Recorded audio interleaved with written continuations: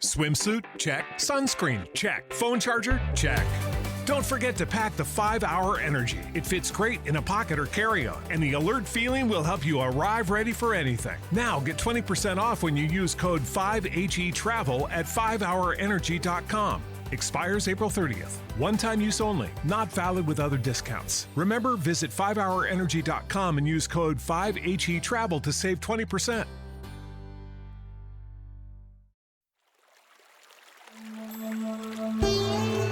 Hi everyone, I'm Deb Flashenberg. Welcome to Yoga, Birth, Babies, a podcast produced by Prenatal Yoga Center. We will be diving into everything prenatal yoga, birth, and baby related, hoping to inspire, educate, and empower you through your journey into motherhood. Thank you for listening. Hi, I'm Deb Flashenberg. I am the host of Yoga Birth Babies, and today we're going to take a deep dive into everything you need to know about being induced. To have this conversation, I have Trish Ware.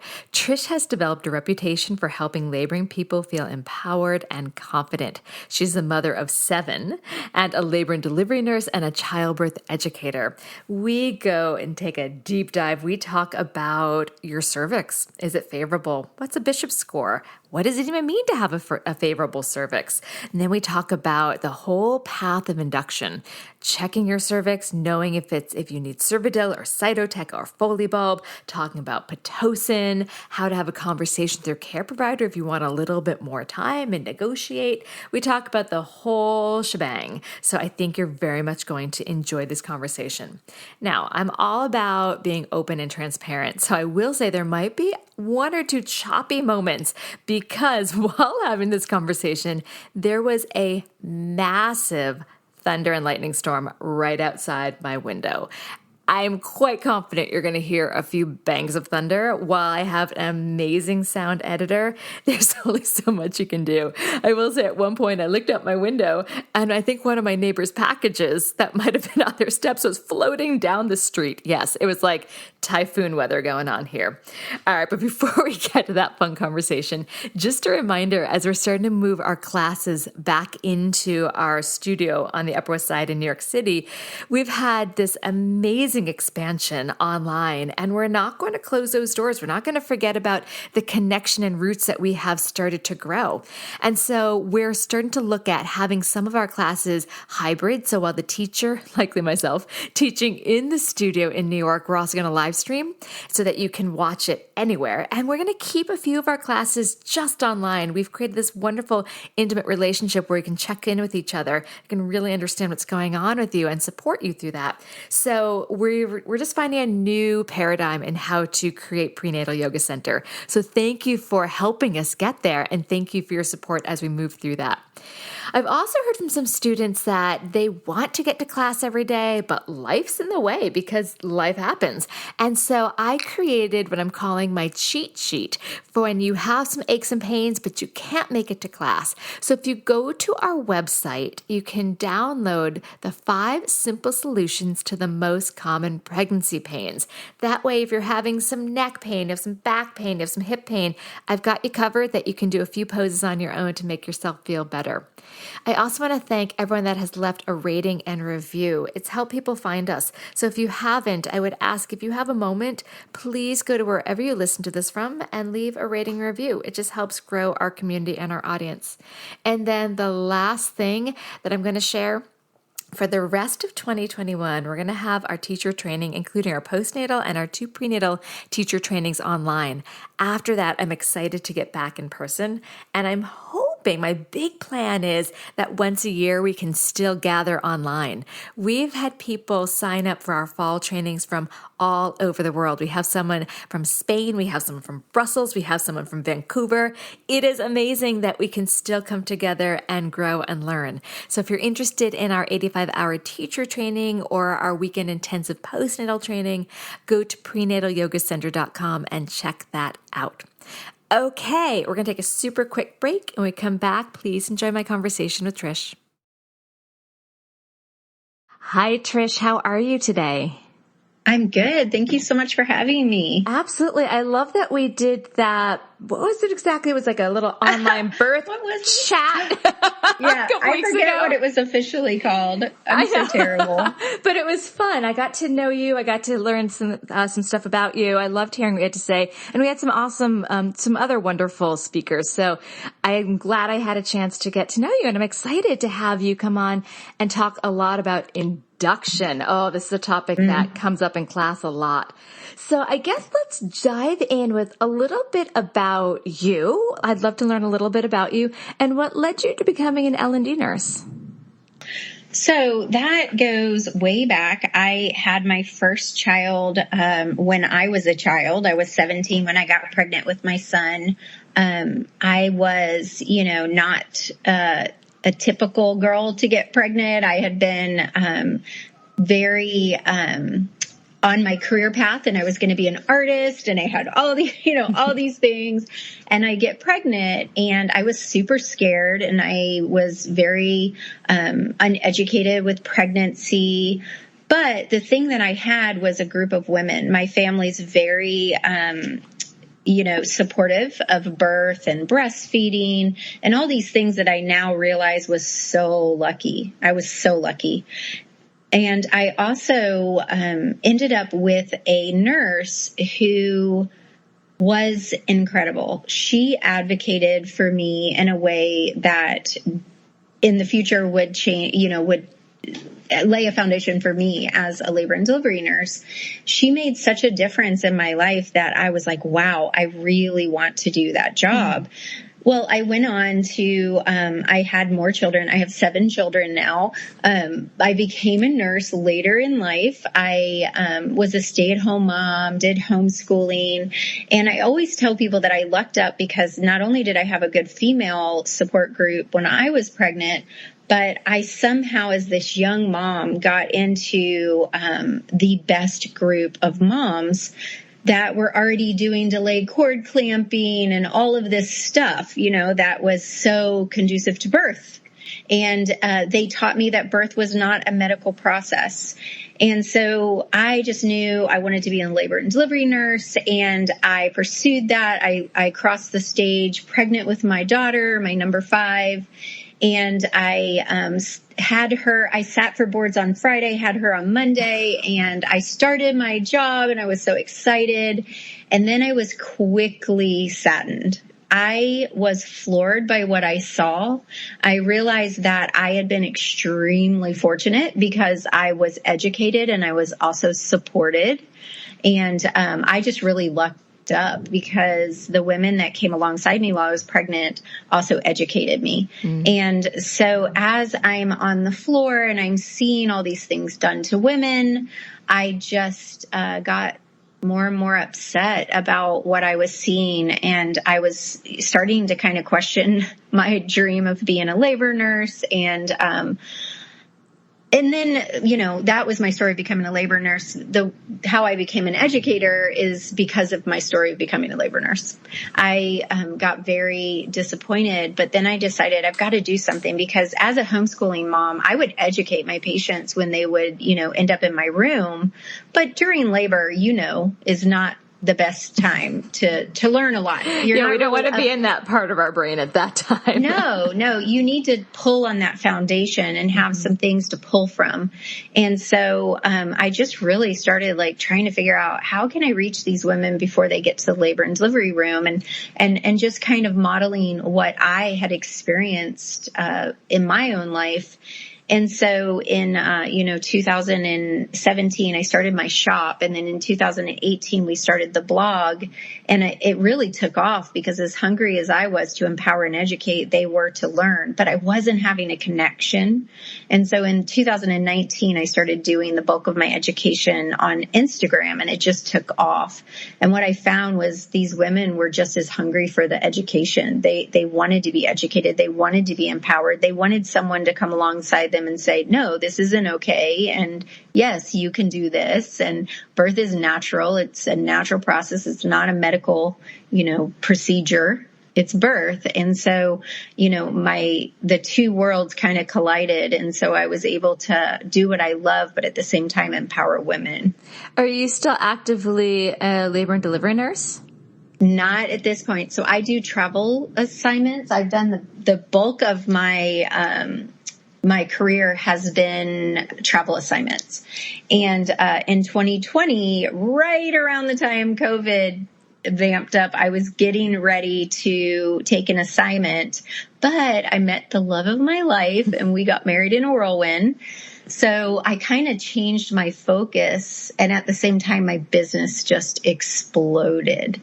Right now, I just don't even have time. I've got some more assistants, so I'm thinking about taking a PRN job because I really miss bedside nursing. Yeah. But I feel like what I'm doing is a little more important at this time.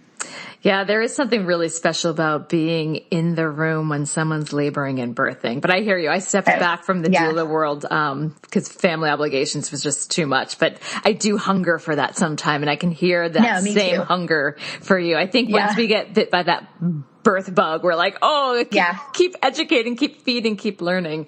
So I'm excited to jump into, first of all, thank you for sharing your story. I did not know it. All right. So also just want to let people know there's a thunderstorm. I don't know. Can you hear it?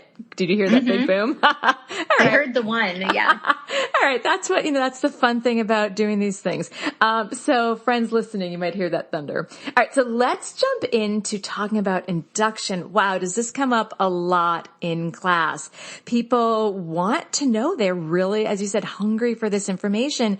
And sometimes depending on where they're getting information and kind of maybe a schedule that is laid out, they may not have all the pieces about induction, what that even means, what it looks like, what's involved. So I'm really excited to dive in. And I guess one of the first things is I had a student ask me this morning when I told her we were doing this, she said, what's the difference between induction and augmentation of labor? So I guess we can start with that. Oh, that's a great question because not a lot of people even think to ask that question. So an induction of labor is where we do something, whether it's medically or mechanically, to get your labor started. So your labor is not happening. And so we get it started. A augmentation would be your labor is already started, and then we intervene to get it going maybe faster or more efficiently. So we augment your labor in that case. All right. So thank you for answering that. And I'm sure the student will be happy about that. All right. So let's keep moving on. If we're talking induction, I guess the first thing we should also think about is how we even start it and if it might be, I'm going to put in quotes, successful. So let's talk about a favorable cervix. I always think that's important because otherwise, if we're starting things and that cervix isn't favorable, it's like bashing against a closed door. So let's talk about what is a favorable cervix, and then what is the Bishop score and what does it mean? So that's a great question because I think a lot of moms do not understand that they need to know if their cervix is favorable. And the reason you need to know if your cervix is favorable, basically what it's saying is my chances of a vaginal delivery favorable? Like, is my cervix favorable for a vaginal delivery? So it's very important that we know that. And usually the provider will kind of do one unknowingly to you, a Bishop score. What a Bishop score is a scoring system for whether or not you're favorable for labor. And whether or not we're going to start you with different medications, which I know we'll talk about that in a minute. So there's a few things that go into the Bishop score. The first one would be the position of your cervix. And I love to show my students by using a pelvis because your cervix is almost like a satellite per se. So it's pointed back, and that would be a posterior cervix. That's how your cervix is throughout your pregnancy. And that's just another added layer of protection, just like your amniotic sac, just like a closed cervix, so that it's pointed backwards instead of pointing forward, I always say for the way out. And then you have, it goes either mid position or anterior. So that's the first score that you're going to get. If your cervix is posterior, you're not going to get any points. So we base this on a point system, right? And 8 or more points tells us that your labor will either start spontaneously soon, or that your labor will, induced labor will end, in a vaginal delivery, which is what we hope for. 6 to 7 is kind of a unclear spot, like may or may not. And then 5 or less is pretty unlikely that you're going to have a favorable induction or that you're going to go in labor soon. So cervical position is the first. Cervical consistency. So I always tell my girls to kind of touch the end of their nose. That's what your cervix kind of feels like. When it's normal, like a firm cervix is going to feel like your nose. And so we score that on firm, medium, or soft. When it's nice and soft and mushy, then it's very, that's a good thing. So that would get you a 2 points. Effacement is another part. And the thing about everything I'm talking right now about, I always tell my students, this is everything that goes into a cervical exam. Everybody thinks dilation and effacement. But there's more to whether or not things are happening. So when my patients are discouraged and I'm checking them and they're still 2 centimeters, but they are now, anterior cervix and it's soft, that means they've made change and that's progress. So I always want people to know that these are all, important factors. So we've talked about cervical consistency and position. The next one would be effacement. And everybody, pretty much knows that. No one ever knows their score. When I ask my students, I'm like, well, how effaced were you? They never know. But you go from 0, which is like very thick cervix, all the way to 100%, which is a very thin, paper thin cervix. I have a great reel on Instagram that shows this if anybody wants to see, a visual. I'm very visually oriented. So you would get all the way up to 3 points for cervical effacement. And then, of course, I hear the thunder. I hope it's not too distracting. My husband just texted. He's like, I think there's a tornado outside. I'm like, well, I'm going to just keep going. We don't have a tornado. We're in New Jersey. Okay. When is there tornadoes? All right. So if it ends up being where we need to record, it's fine. I'm good. I can go with it. All right. Okay. So then the next thing would obviously be cervical dilation, which everyone knows goes from 0 to 10. So if you're 0 centimeters, you're going to get a 0. And then all the way up to greater than 5, you would get the most points available. And then fetal station is another one. And this is where the baby is in line to your ischial spines in your body or in your pelvis. And anything 0 or less, you're going to get less points, 2 to 0 points. And then the most points you're going to get is if you're +1 or +2, which that's really good if you're that. So you always want to take that into account when you're considering induction, especially if you're considering elective induction. So if you're wanting to be induced and you've got a less than 5 Bishop score, I would say, let's wait, don't do this. So let's also talk about what happens with, and I hate the word, so I'm going to try to find a different word. I was going to say failed induction. Let's find another word because failed sounds kind of mean. Let's say, unsuccessful. Unsuccessful. That's the same as failed. Yeah. So let's try to think. What would be a better word? Woo! Wow. I think you've got a worse term than I do. This is going to be for fun. People are going to be listening and be like, what's going on there? Okay, instead of failed, let's use an eventful, no, I don't know, one that did not end with result in a vaginal delivery. Yeah. There we go. So when that cervix is long and hard and posterior and baby is high up and yet there's an induction that's getting started or keeps trying, what is likely to happen? Well, there's a couple things that I would say, and there's different scenarios here. If you're having an elective induction and that's happening, this is why I highly recommend to my girls, my students, in both of my birth courses, to not let them break your water until you're in active labor at least, if not at all. I really recommend they don't let it break on its own. But if they are in what we call it is a serial induction, is that if your water's not broken, then we can stop it and you can go home.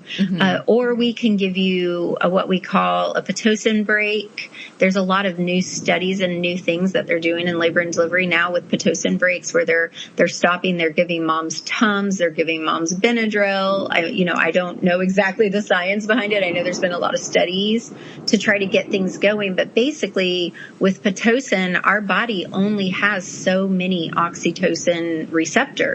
So when they're saturated, they're saturated. So if nothing's happening and your oxytocin receptors are saturated, then nothing's going to happen.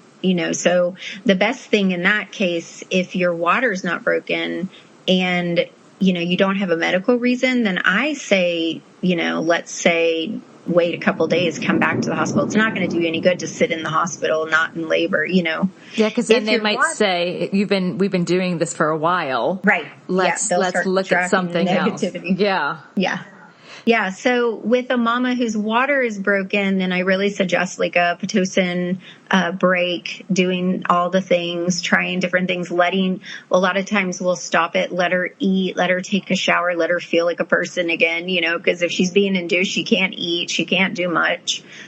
So let her rest and just start again. So sometimes we'll do that for 6 hours. Sometimes we'll do it for 12 hours. It just depends on the situation. If it's a medical induction and you're being induced because, baby's going to be better off on the outside of you, then it's a little, different. So it really depends. How is baby doing? How is mom? If she's preeclamptic, what are her symptoms? If she's gestational diabetes, what's going on?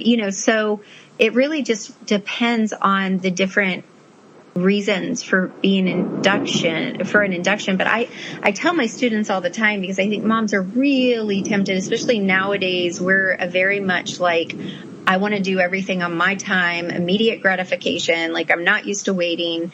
And so a lot of moms get really, in the beginning of pregnancy, they're like, hell no, I'm not going to be induced. But at the end, when they can't breathe and they're can't sleep, they get very tempted. So I always tell my moms, really think about it. Like, do you really need to be induced? Because self-induction methods and hospital methods they're very hard to get started if your body is not ready. If it's not ready, it's not ready for a reason, so I'm torn. I have two. I'm going to ask both questions. I guess I'm going to go first because you talked about like self-induction. So I definitely want to hit that. But I think the best question I do want to lead with is, we're talking about medical induction. We're talking about electives. So what would you say if you could list some medically indicated reasons for an induction? What would those be?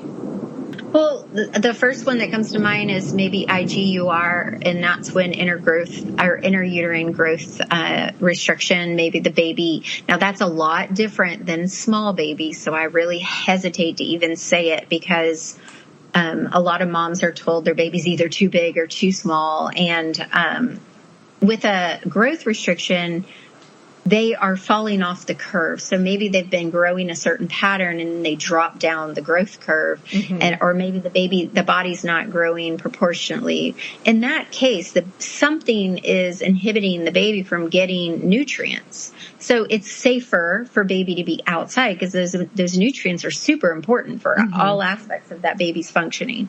Another one would be, say mom has a chronic condition, a medical condition that is, difficult for her. So, or a chronic hypertension, or we talked about preeclampsia, pregnancy-induced hypertension. Maybe mom has uncontrolled diabetes and she's on medications. I hesitate to say anything. If she's gestational diabetic and she's diet controlled, I think she really needs to sit down and have a clarifying talk with her provider. If everybody's doing okay, she may not need to be induced, although they will try to push induction. If you go after 42 weeks of pregnancy, the placenta, begins to break down after 42 weeks of pregnancy. So that might be a time to consider, if you and baby are not doing great. Sometimes there's infections are reasons. If your water breaks early, and And just nothing's happening. Yeah, and nothing's happening. They may need to, get your labor started. I always tell moms, like, water breaking isn't necessary labor. I hesitate to say gestational diabetes because if it's diet controlled and mom's doing good and baby's doing good, then I really recommend to my readers and my students that they sit down and have a conversation with a provider if they're not wanting to be induced, because most providers will push it even if everybody's doing good. Mm-hmm. Another reason that people are induced a lot of times is for a big baby. Yes, I was hoping you would talk about that. Yes, this is one of my soapboxes that I get on all the time. Part of that is, I have a course that's specifically for VBAC mamas. And I started that course because of how many women were reaching out to me that were traumatized for their birth. And a lot of them were moms who had cesareans. And so in my research of, obviously in my practice, I saw moms all the time, tiny moms having big babies. And as I was researching for the VBAC lab, wow, you've got quite a storm going on. All right. As I was researching the VBAC lab, I was doing a lot of research on big babies because a lot of my moms were taken back to the OR. A lot of my moms weren't even given a chance to deliver their baby because it was too big or their pelvis was too small. So I get really fired up on this one because ACOG recommends or states that suspected big baby alone is not an indication for induction or cesarean. So I always tell my readers that if they're saying you need to be induced or you need to have a cesarean because of a big baby, then I would fight that one. They're almost always off, almost always. And I would at least ask for a trial of labor. The interesting thing about big babies is when I was studying this, I saw a bunch of studies, and one of them stated that women who, let me see if I can say this understandable. So women who are not told that they have a big baby, that they've never been told, no one's ever said your baby's big, or people didn't know their baby was big, but legitimately had a big baby, had no problem birthing those babies. But the women who are told or started hearing negative comments about big babies are the ones who typically have a hard time. So it really just falls back into mental mindset, which is both of my courses are very heavy on mental mindset, because when you start hearing negativity or doubt of your ability to birth your baby, you start doubting that you can birth your baby, and that's when a lot of trouble starts happening. Yeah, the confidence. So I thought that was, I think I actually read that same, I thought that article or study. I remember reading that. Yeah. And I also know Rebecca Decker from Evidence-Based Birth has a lot of information on this, and I interviewed her about big babies, and she was saying that the ultrasounds can be off up to 15%. That's a 2 pounds, lot. yeah. Yeah, that is a lot. A lot. And it can, and it's all, and that's a very accurate statement. I can't even tell you how many times these moms come in to be induced. And I'm like, I always ask them, like, so, because a lot of times the doctor will fudge what their order is of why they're being induced. They'll come up with something. And I'll ask the moms and they'll say, oh, my baby's going to be big. And I look at her and I'm thinking, really? Like, because I always palpate them. We don't know until that baby's out. Yeah, but I can usually palpate and get kind of a guesstimation of what they're going to be. And I'm always just floored because I can't even tell you how many mamas that we've done inductions and C-sections thinking they're going to be over 9 pounds, and these babies come out 7.5. Mm. Yeah. And it's it's so frustrating. And when when they have a C-section because of this and their baby's 7 pounds, that's just not right. Yeah, and then they may have a hard time finding someone who can do a VBAC. So we're going to take a super quick break, but when we come back, I would love for you to lay out the steps. If someone may then need a medical induction, we talked about some medically indicated reasons. So someone may need a medical induction. Let's talk about the steps that they may expect. We'll take a quick break. We'll be right back.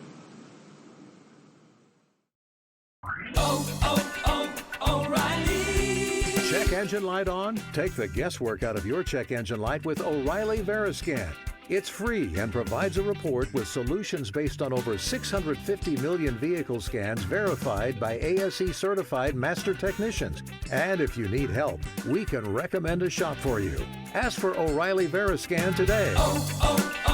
O'Reilly Auto Parts. Okay, so they're getting induced. What can they expect? We talked about they're checking the cervix. Hopefully it's favorable. Hopefully the numbers are saying, all right, we think, we need this. Cervix is looking happy. Let's go. What might they expect? What would the steps be? Okay, so that it really depends on what's going on with your cervix. So if the cervix is nice and soft and thin, and maybe a little dilated, we might skip the cervical softening part. But 9 times out of 10, most moms who are induced come in for cervical softening. We'll start with a prostaglandin. So we usually have them come in the night before, around midnight, and we do one of 2 prostaglandins. One is Cytotec and one is Cervidil. Cytotec is most often used because it's cheaper for the hospitals. Mm-hmm. Cervidil is a little more expensive. I personally like Cervidil because I always say it looks like a little flat tampon that has a tail, a string. And we are a little more in control of that one. So say mom starts really contracting, like hyperstimulated or something, we can pull the Cervidil out. Whereas Cytotec is a pill, and they can do it either by mouth or they can put it into the vagina right next to the cervix. Mm-hmm. So either way, though, it's absorbed. So once it's done, so we really can't control that one, but that one is the one that's used the most. So typically most labor inductions start with a prostaglandin or a cervical softening. And we do that over a period of time, try to get the cervix softer before we would start, what I refer to as the big gun, which is Pitocin. That's the most used medication in labor and delivery. Did you ever see Foley bulbs being used? We do, and I'm going to talk about that in a second. Yeah. That's another, there's also mechanical. So that's a medical cervical softening. Mm-hmm. We also have a couple medical or mechanical ones, one of which is a Foley bulb. And yeah, I love the Foley bulb. That's the way I always recommend my VBAC moms start. It's a less, I hate to say less invasive because it's obviously invasive, but it's just a more natural way to get your cervix. So what we do is we inflate the bulb inside the cervix. And so it mechanically pushes open the cervix. And then it falls out when mom's about 4 centimeters. And a lot of providers will do that in the office and send mom home, mm-hmm. let her go home. She can go about her business and, then come in the next day. Some of them are doing the medications as well and sending them home and bringing them back. But typically you're going to have it done in the hospital. Another one is there's some different metal rods. I don't know if you know about these. Mm-hmm. One is called Dilapan S, and they're basically they're not metal. I'm trying to think of, they're like, rods that they put into the cervix and they absorb fluid from the surrounding tissue and expand. And so they can dilate you up to 4 or 5 centimeters, I think. And this is another one that's, it's a little less stress on baby and mom can go home and go about her business and have these in there. So they're not used in a lot of facilities. It's not new, but it definitely hasn't made its rounds. But say it again. I'm going to look it up. I honestly haven't heard of that. Say it again. What is it called?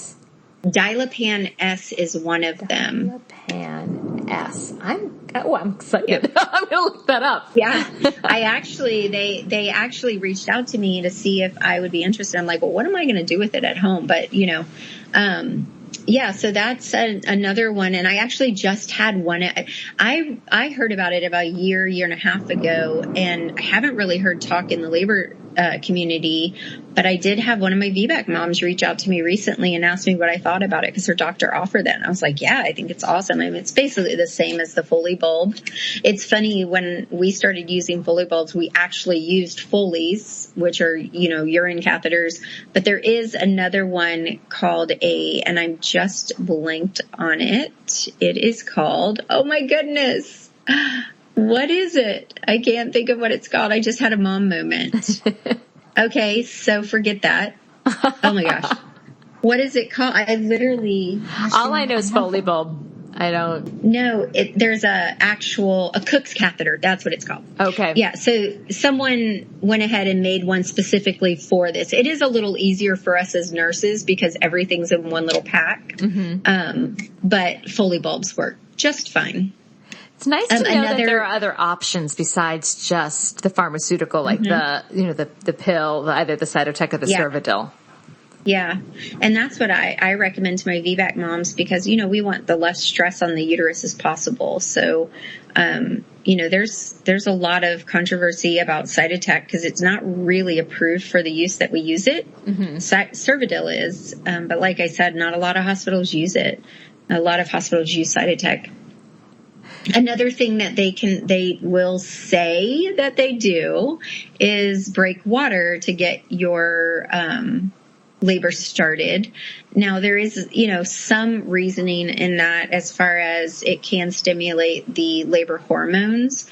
But most of the time they say it to kind of get it going faster. But the science has proven that it really doesn't shorten your labor, but by 30 minutes. So I personally recommend to my students and my readers that they do not allow their provider to break their water until they're in active labor. Mm-hmm. This is, the bag of water is there for a reason. It's there to protect the baby from the force of the contractions.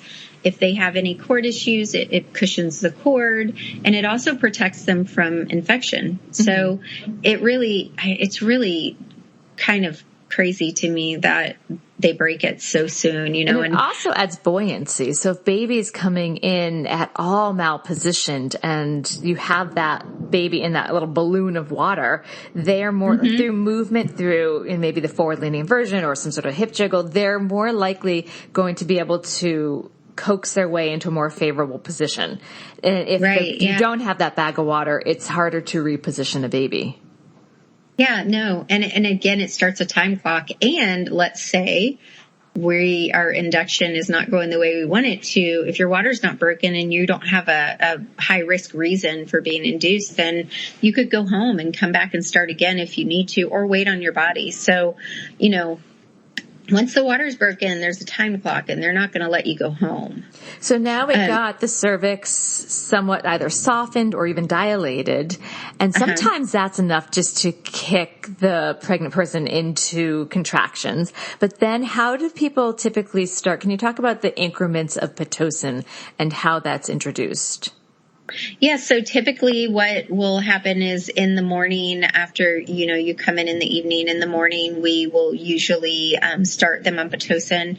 It's a IV medication that we titrate.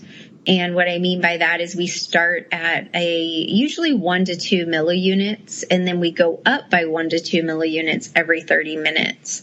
I've done a lot of research, and the science proves that going low and slow, this is what I teach my students, is actually much better than them pushing it really hard and fast. So I typically, even with my own patients, I start out by 1 and I'll go up by 1. I never go up by every 30 minutes, just depending on the situation. Mm-hmm. Because, our body, when our body starts producing oxytocin, which is the, natural form of Pitocin, then it doesn't just go, 1 milliunit every 30 minutes. It does it, how our body needs it. And it gradually, people ask me all the time, on Labor Nurse Mama and on, in my courses, is it true that an induced labor is worse? And I always tell them, because I've had 6 babies unmedicated, 3 induced and 3 weren't. And it's not that it's worse. It's just that it gets you to the more intense stages a lot quicker.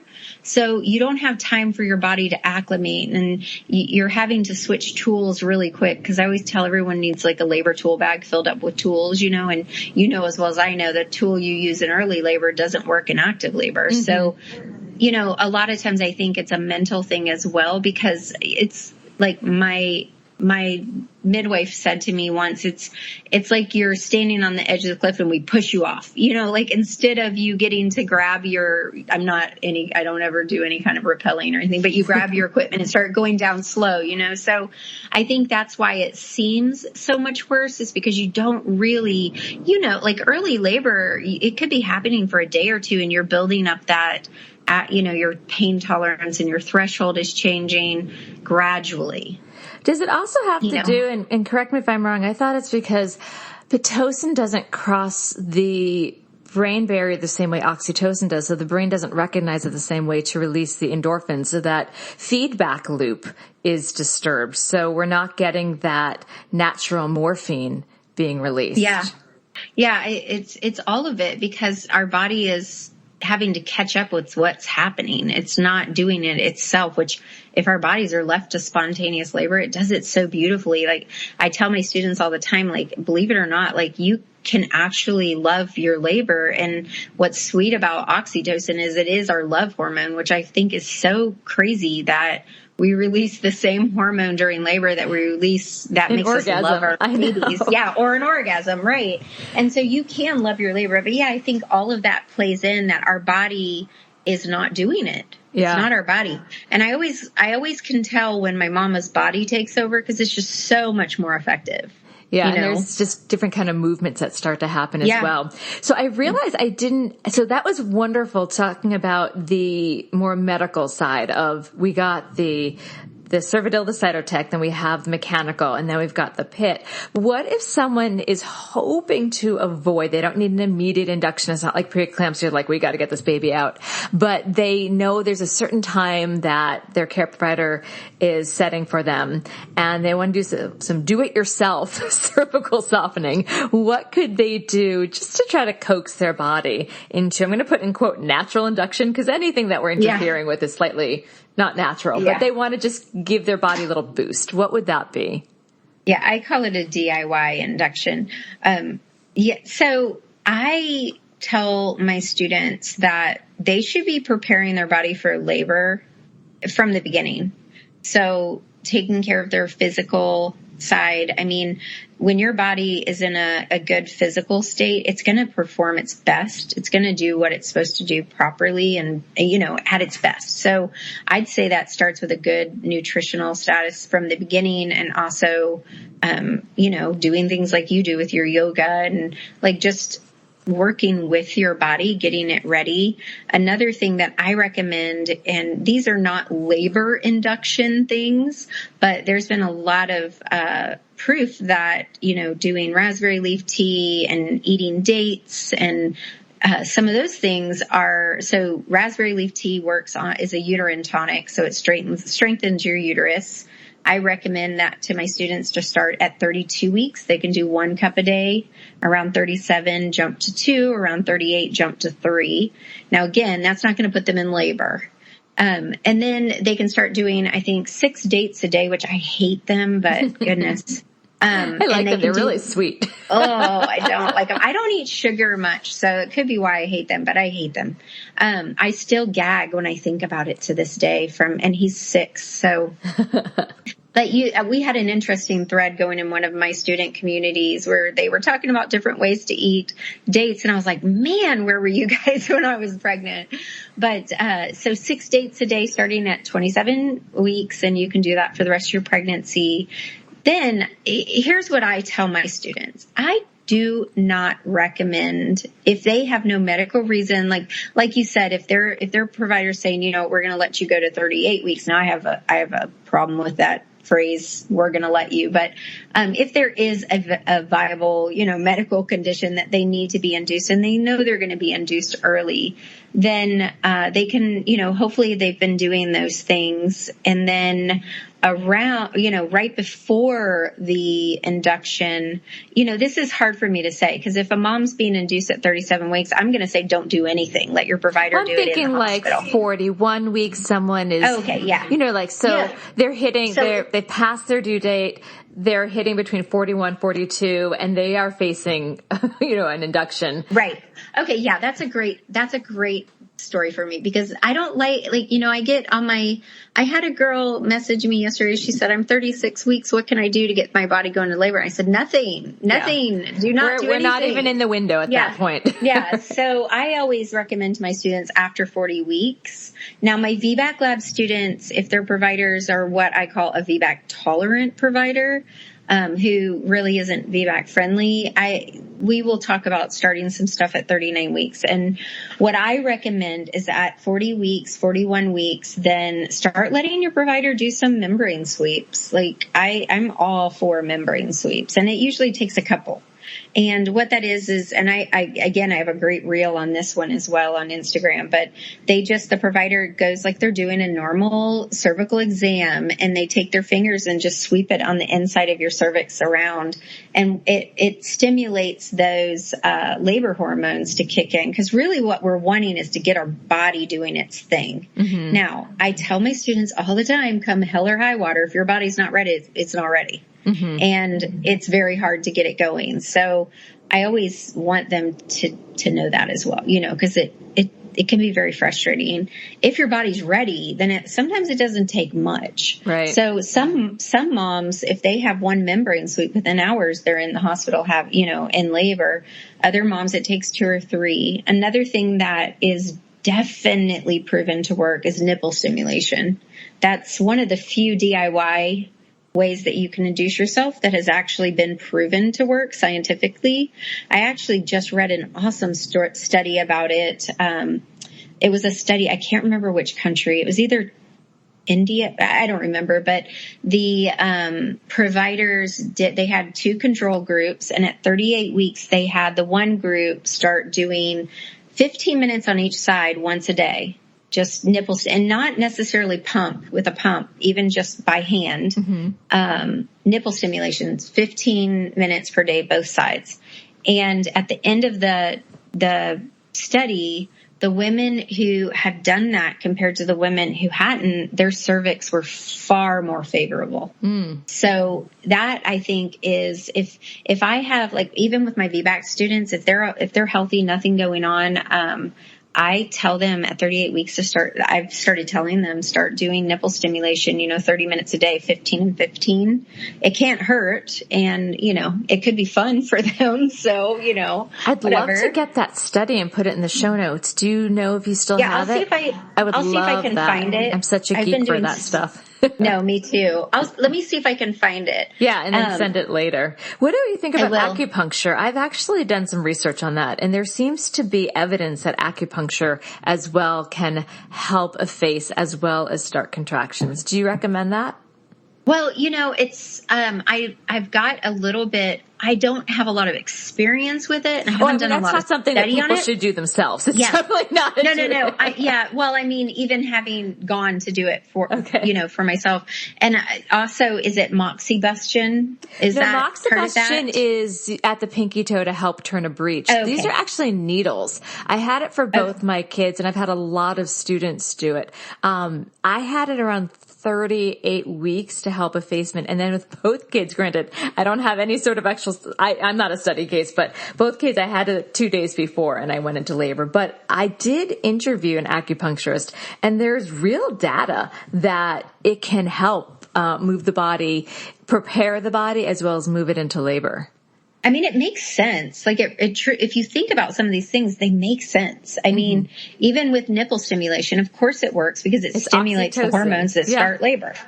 Again, like I tell my students, I'm like, you need to be having sex, you need to have orgasms, and you need to have semen inside, because semen is also a natural prostaglandin. Mm-hmm. Like everything that we do in the hospital, our body, we're just mimicking what the body does perfectly. Mm-hmm. It's just figuring out how to get those things flowing, so I think there's a lot of different things. But again, it's so hard because if your body's not ready, it's not ready. So I really don't suggest you do it before 40 to 41 weeks if you're going to do anything, because you could be, if you're not an IVF pregnancy, if you are an IVF pregnancy, you know exactly when you got pregnant. Otherwise, you don't. So when you think that you're inducing yourself at 40 weeks, there's a very good chance that you're 38 weeks, 38 and a half. So I just feel like just waiting on our bodies. And like you said, I recommend to my students, if they can, to wait until about 41 and 3 days before they really start getting aggressive on things. Mm-hmm. Yeah, I think it's important to know. If I've had students that ask me, what do I think about certain things? And certain, like the acupuncture, I'm like, go for it. If that makes you happy, I very much support that.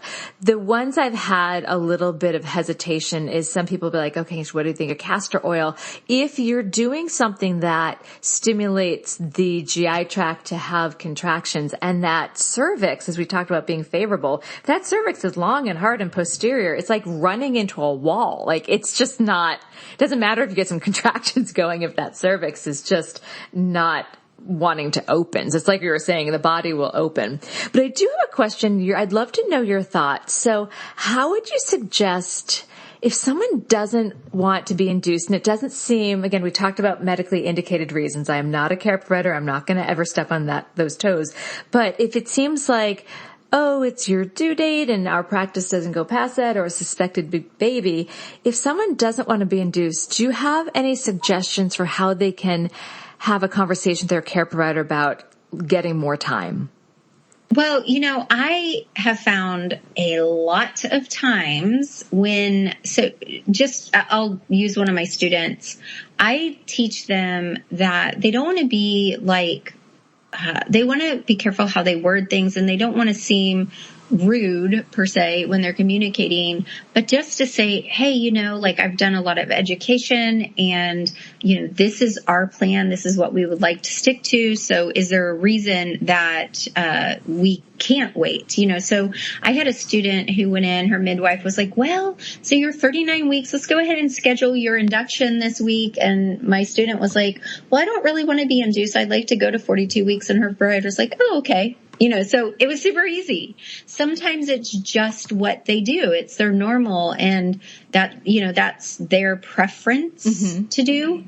And so sometimes just asking clarifying questions, and I give my students the BRAIN acronym so they can say, what's the benefits, what's the risks, what's the alternatives, and go through those things with their provider and find out, like, why are you suggesting this? Really listen to the provider. If they are quoting, like, I'm sure about the ARRIVE study. Oh, yes. Just so frustrating. It's such an incompetent study. And, they're using it. Back when I first started as a labor nurse, like, they could induce willy-nilly. Like, there was no rules. And then they stepped in, and they could not induce before 39 weeks. And unless it was medically indicated. So a lot of them were coming up with medical indications, right? And so then, they kind of lean towards more closer to 40 weeks. And now they're all using the ARRIVE study to get their patients in.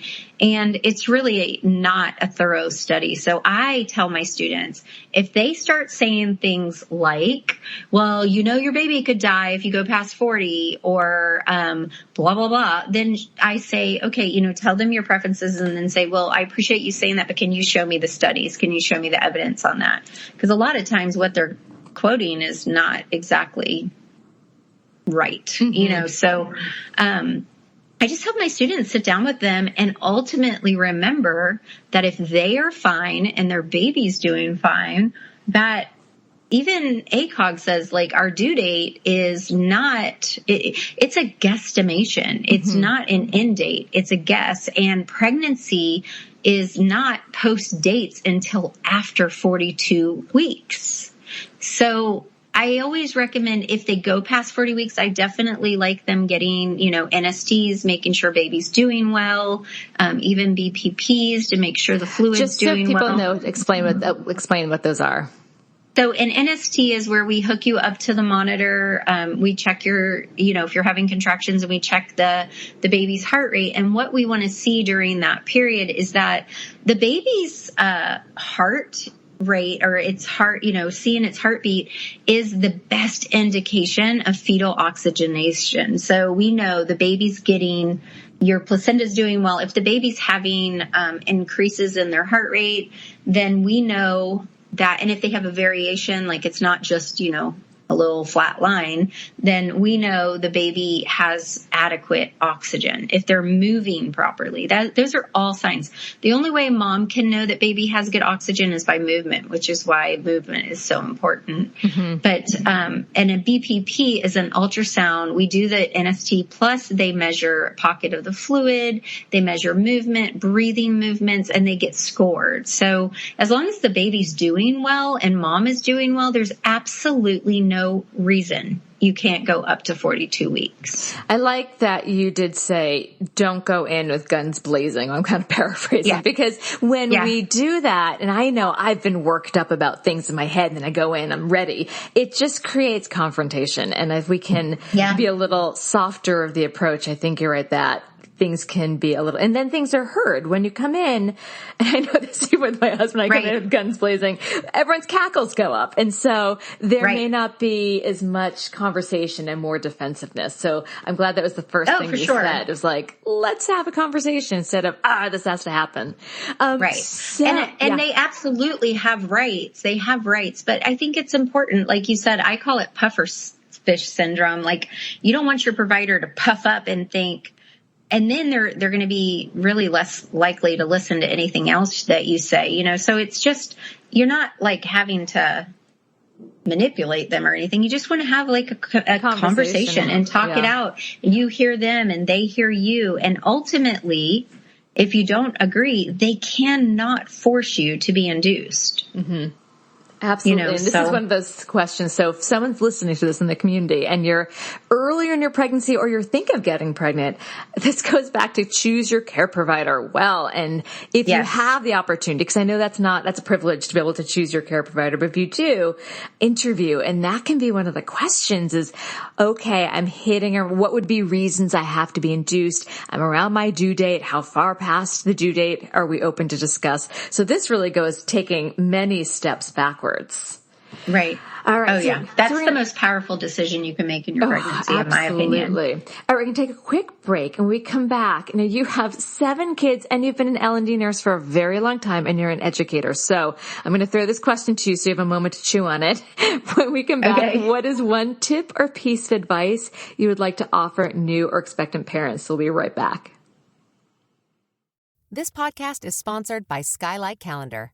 Let's be real. Running a household can be exhausting and chaotic. And finding the perfect Mother's Day gift, it's not exactly a no-brainer. Until now. The Skylight Calendar is the best way to organize the family and give everyone, especially mom, some peace of mind to enjoy the things that matter most. The Skylight Calendar is a smart, touchscreen calendar that keeps track of and manages the chores, dinner planning, groceries, and to-dos for the whole family. The Skylight Calendar automatically syncs each family member's digital calendars and displays them all together on one color-coded touchscreen. It even doubles as a digital picture frame, so you can finally share all those special moments that are just sitting on your phone. As a limited-time offer for our listeners, get 15% off your purchase of a Skylight Calendar when you go to skylightcal.com/easy. That's SKYLIGHTCAL.com/easy. Get 15% off your Mother's Day purchase now at skylightcal.com/easy.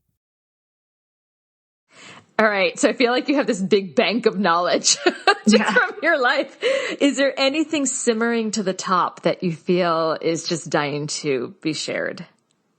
I think the number one thing that I would tell expecting parents that I think, they all start thinking about the baby equipment and all the baby stuff, and we need this and we need that. But I think the far most important thing you can do during your pregnancy is to get educated. Mm-hmm. Education is power. Knowledge is power. And education along with their instincts, I think also trusting the instincts and listening to your gut, I think are the most important things you can do.